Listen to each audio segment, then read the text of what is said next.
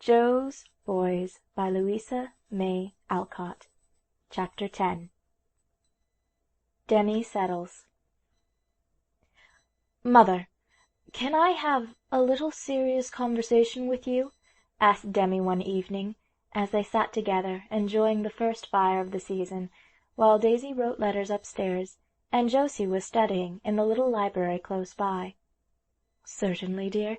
No bad news, I hope." And Mrs. Meg looked up from her sewing with a mixture of pleasure and anxiety on her motherly face, for she dearly loved a good talk with her son, and knew that he always had something worth telling. "It will be good news for you, I think," answered Demi, smiling as he threw away his paper and went to sit beside her on the little sofa which just held two. "Let me hear it, then, at once. I know you don't like the reporting, and will be glad to hear that I have given it up." "I am very glad. It is too uncertain a business, and there is no prospect of getting on for a long time. I want you settled in some good place where you can stay, and in time make money. I wish you liked a profession, but as you don't, any clean, well-established business will do. What do you say to a railroad office?" "I don't like it. A noisy, hurried kind of place, I know, with all sorts of rough men about. I hope it isn't that, dear." "I could have it. But does bookkeeping in a wholesale leather business please you better?" "No. You'll get round-shouldered sitting writing at a tall desk, and they say, once a bookkeeper, always a bookkeeper." "How does a traveling agent suit your views?" "Not at all. With all those dreadful accidents, and the exposure and bad food as you go from place to place, you are sure to get killed or lose your health." "I could be private secretary to a literary man, but the salary is small, and may end any time." "That would be better, and more what I want. It isn't that I object to honest work of any kind, but I don't want my son to spend his best years grubbing for a little money in a dark office, or be knocked about in a rough-and-tumble scramble to get on. I want to see you in some business where your tastes and talents can be developed and made useful, where you can go on rising, and in time put in your little fortune and be a partner, so that your years of apprenticeship will not be wasted, but fit you to take your place among the honorable men who make their lives and work useful and respected. I talked it all over with your dear father when you were a child, and if he had lived, he would have shown you what I meant, and helped you to be what he was." Mrs. Meg wiped away a quiet tear as she spoke, for the memory of her husband was a very tender one, and the education of his children had been a sacred task to which she had gave all her heart and life, and so far she had done wonderfully well, as her good son and loving daughters tried to prove. Demi's arm was around her now, as he said, in a voice so like his father's that it was the sweetest music to her ear, "Mother dear, I think I have got just what you want from me, and it shall not be my fault if I don't become the man you hope to see me. Let me tell you all about it. I didn't say anything till it was sure, because it would only worry you, but Aunt Jo and I had been on the lookout for it some time, and now it has come. You know her publisher, Mr. Tibber, is one of the most successful men in the business, also generous, kind, and the soul of honor, as his treatment of Auntie proves. Well, I've rather hankered for that place, for I love books, and as I can't make them, I'd like to publish them. That needs some literary taste and judgment. It brings you in contact with fine people, and is an education in itself. Whenever I go into that large, handsome room to see Mr. Tibber for Aunt Jo, I always want to stay, for it's lined with books and pictures. Famous men and women come and go, and Mr. Tibber sits at his desk like a sort of king, receiving his subjects, for the greatest authors are humble to him, and wait his yes or no with anxiety. Of course I have nothing to do with all that, and may never have, but I like to see it, and the atmosphere is so different from the dark offices and hurly-burly of many other trades, where nothing but money is talked about. that it seems another world, and I feel at home in it. Yes, I'd rather beat the doormats and make fires there than be head clerk in the great hide and leather store at a big salary." Here Demi paused for a breath, and Mrs. Meg, whose face had been growing brighter and brighter, exclaimed eagerly, "Just what I would like! Have you got it? Oh, my dear boy, your fortune is made if you go to that well-established and flourishing place, with those good men to help you along." "I think I have, but we mustn't be too sure of anything yet. I may not suit. I'm only on trial, and must begin at the beginning and work my way up faithfully. Mr. Tibber was very kind, and will push me on as fast as is fair to the other fellows, and as I prove myself fit to go up. I'm to begin the 1st of next month in the book-room, filling orders, and I go round and get orders and do various other things of that sort. I like it. I'm ready to do anything about books, if it's only to dust them," laughed Demi, well pleased with his prospects, for, after trying various things, he seemed at last to have found the sort of work he liked, and a prospect that was very inviting to him. "You inherit that love of books from Grandpa. He can't live without them. I'm glad of it. Tastes of that kind show a refined nature, and are both a comfort and a help all one's life. I am truly glad and grateful, John, that at last you want to settle, and have got such an entirely satisfactory place. Most boys begin much earlier, but I don't believe in sending them out to face the world so young, just when body and soul need home care and watchfulness. Now you are a man, and must begin your life for yourself. Do your best, and be as honest, useful, and happy as your father, and I won't care about making a fortune." "I'll try, mother. Couldn't have a better chance, for Tibber and Company treat their people like gentlemen, and pay generously for faithful work. Things are done in a business-like way there, and that suits me. I hate promises that are not kept, and shiftless or tyrannical ways anywhere. Mr. Tibber said, 'This is only to teach you the ropes, Brooke. I shall have other work for you by and by.' Auntie told him I had done book notices, and had rather a fancy for literature, so though I can't produce any works of Shakespeare, as she says, I may get up some little things later. If I don't, I think it a very honourable and noble profession to select and give good books to the world, and I'm satisfied to be a humble helper in the work." "I'm glad you feel so. It adds so much to one's happiness to love the task one does. I used to hate teaching, but housekeeping for my own family was always sweet, though much harder in many ways." "Isn't Aunt Jo pleased about all this?" asked Mrs. Meg, already seeing in her mind's eye a splendid sign with Tibber, Brooke, and Company over the door of a famous publishing house. "So pleased I could hardly keep her from letting the cat out of the bag too soon. I've had so many plans, and disappointed you so often. I wanted to be very sure this time. I had to bribe Rob and Ted to keep her at home tonight till I told my news. She was eager to rush down and tell you herself. The castles that dear woman has built for me would fill all Spain, and have kept us jolly while we waited to know our fate. Mr. Tibber doesn't do things in a hurry, but when he makes up his mind, you are all right, and I feel that I'm fairly launched." "Bless you, dear. I hope so. It is a happy day for me, because I've been so anxious lest, with all my care, I've been too easy and indulgent, and my boy, with his many good gifts, might fritter his time away in harmless but unsatisfactory things. Now I am at ease about you. If only Daisy can be happy, and Josie give up her dream, I shall be quite contented." Demi let his mother enjoy herself for a few minutes, while he smiled over a certain little dream of his own, not ready yet for the telling. Then he said, in the paternal tone which he unconsciously used when speaking of his sisters, "I'll see to the girls. But I begin to think Grandpa is right in saying we must each be what God and nature makes us. We can't change it much, only help to develop the good and control the bad elements in us. I have fumbled my way into my right place at last, I hope. Let Daisy be happy in her way, since it is a good and womanly one, If Nat comes home all right, I'd say, 'Bless you, my children,' and give them a nest of their own. Then you and I will help little Jo to find out if it is to be all the world's a stage, or Home Sweet Home for her." "I suppose we must, John.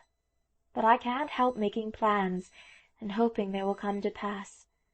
I see that Daisy is bound up in Nat, and if he is worthy of her I shall let them be happy in their own way, as my parents let me. But Josie will be a trial, I foresee, and much as I love the stage, and always did, I don't see how I can ever let my little girl be an actress, though she certainly has great talent for it." "Whose fault is that?" asked Demi, smiling, as he remembered his mother's earlier triumphs and unquenchable interest in the dramatic efforts of the young people round her. "Mine, I know. How could it be otherwise when I acted Babes in the Wood with you and Daisy before you could speak, and taught Josie to declaim Mother Goose in her cradle? Ah me! The tastes of the mother come out in her children, and she must atone for them by letting them have their own way, I suppose." And Mrs. Megg laughed, even while she shook her head over the undeniable fact that the Marches were a theatrical family. "Why not have a great actress of our name, as well as an authoress, a minister, and an eminent publisher? We don't choose our talents, but we needn't hide them in a napkin because they are not just what we want. I say, let Jo have her way, and do what she can. Here am I to take care of her. And you can't deny you'd enjoy fixing her furbelows, and seeing her shine before the footlights, where you used to long to be. Come, mother, better face the music and march gaily, since your wilful children will gang their ain gait." "I don't see but I must, and leave the consequences to the Lord, as Marmee used to say when she had to decide, and only saw a step of the road. I should enjoy it immensely, if I could only feel that the life would not hurt my girl, and leave her unsatisfied when it was too late to change, for nothing is harder to give up than the excitements of that profession. I know something of it, and if your blessed father had not come along, I'm afraid I should have been an actress, in spite of Aunt March and all our honored ancestors. Let Josie add new honor to the name, and work out the family talent in its proper place. I'll play the dragon to her, and you play nurse, and no harm can come to our little Juliet, no matter how many Romeos spoon under her balcony. Really, ma'am, opposition comes badly from an old lady who is going to wring the hearts of our audience in the heroine's part in Auntie's play next Christmas. It's the most pathetic thing I've ever saw, mother, and I'm sorry you didn't become an actress, though we should be nowhere if you had." Demi was on his legs now, with his back to the fire, in the lordly attitude men like to assume when things go well with them, or they want to lay down the law on any subject. Mrs. Megg actually blushed at her son's hearty praise, and could not deny that the sound of applause was as sweet now as when she played the Witch's Curse and the Moorish Maiden's Vow long years ago. "It's perfectly absurd for me to do it, but I couldn't resist when Jo and Laurie made the part for me, and you children were to act in it. The minute I get on the old mother's dress, I forget myself, and feel the same thrill at the sound of the bell that I used to feel when we got up plays in the garret.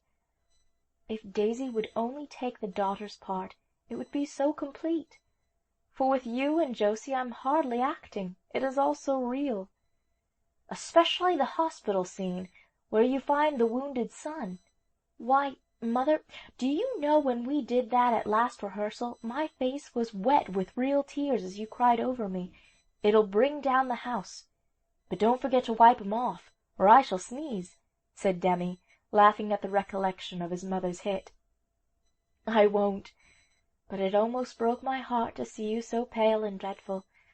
I hope there will never be another war in my time, for I should have to let you go, and I never want to live through the same experience we had with father.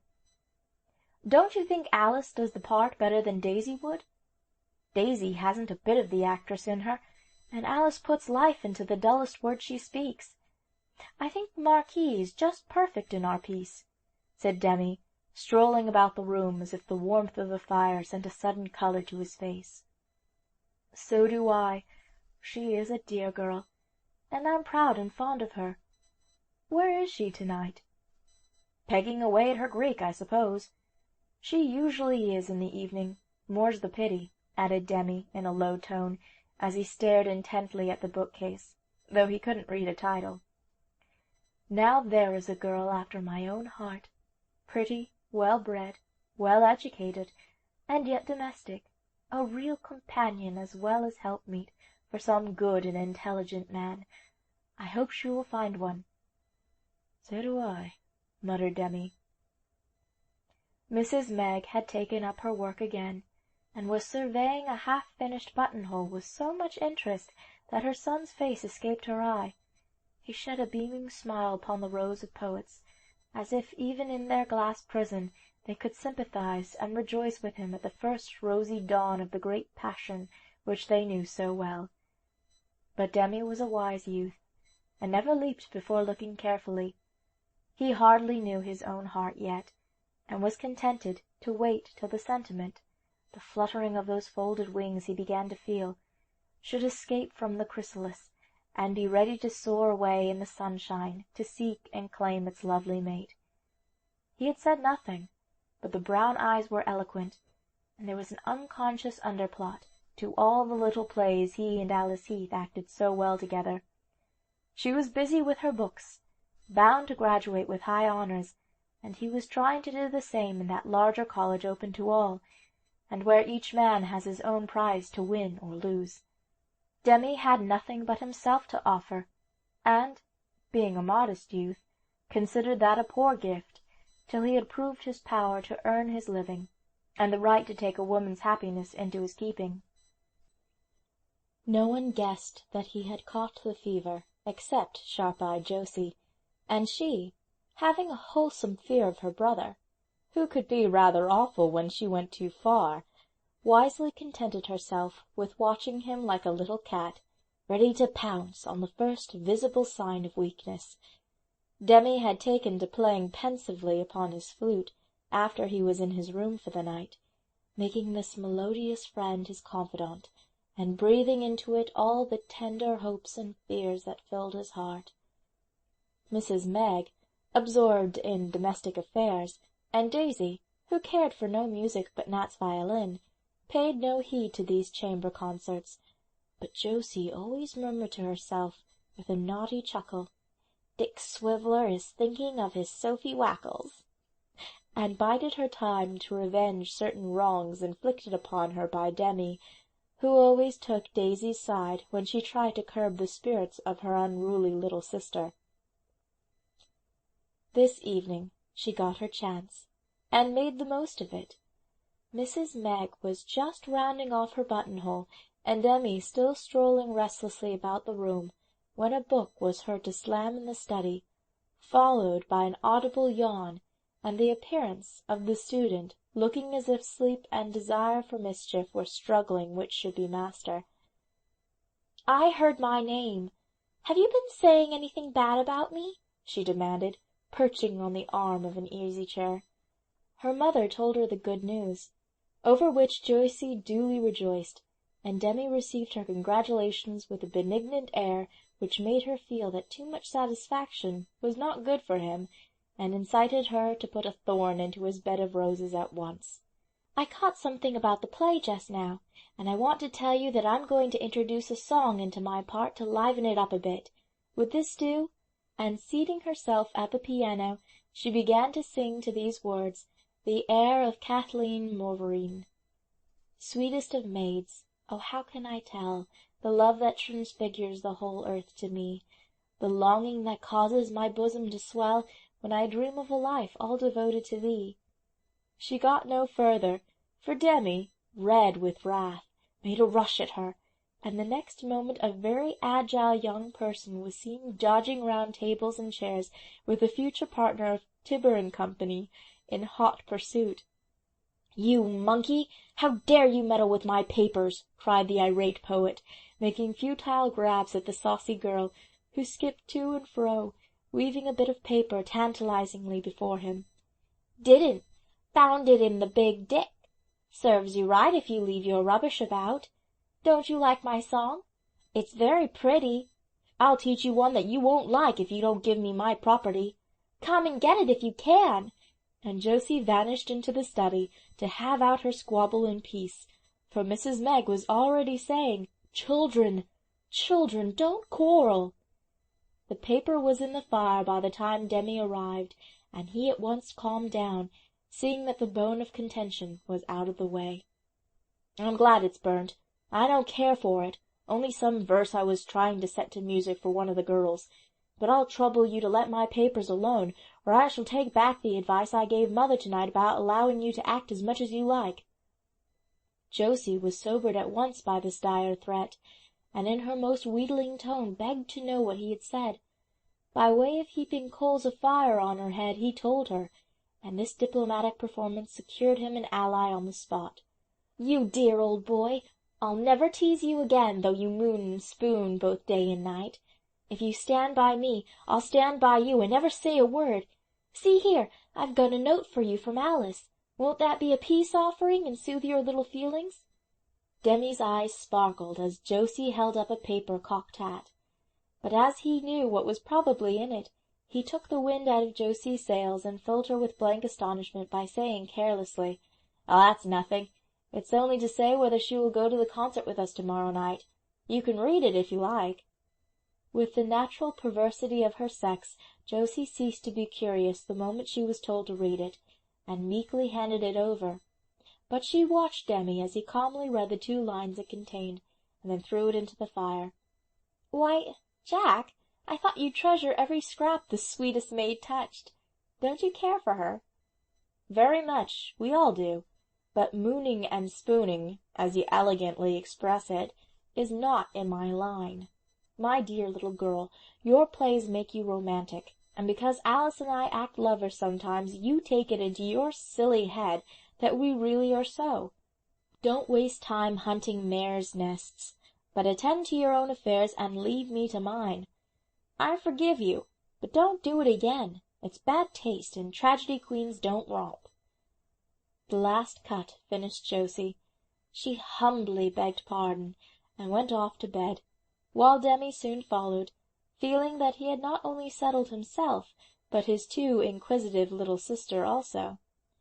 But if he had seen her face as she listened to the soft wailing of his flute, he would not have been so sure, for she looked as cunning as a magpie as she said, with a scornful sniff, "Pooh! You can't deceive me. I know Dick is serenading Sophie Wackles." End of chapter 10.